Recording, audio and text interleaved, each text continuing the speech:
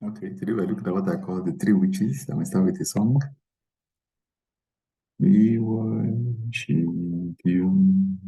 Hallelujah, hallelujah. We worship you for who you are.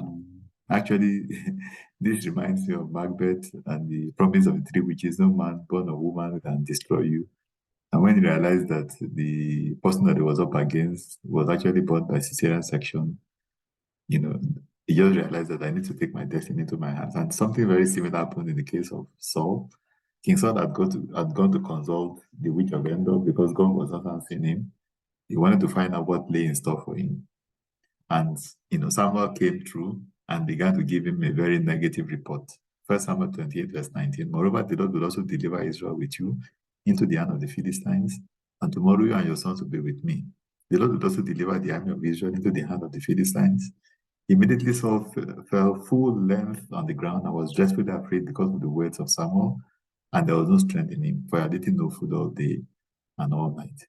But eventually he had to take his destiny in his hands and still go to battle, and eventually he will fall in battle.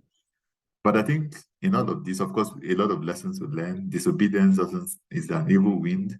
It alienates us from God, and it can be very problematic. So that we do not start to run into the hands of the enemy and witches and wizards, because those ones who have no, it doesn't ever end well.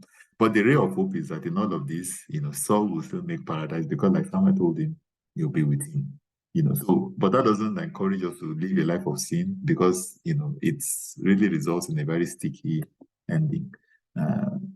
So the thing to learn is to move away from the kinds of things that Saul was doing by being completely obedient to God, so that we can continue hearing him speak and we do not need to run into the hands of the enemy.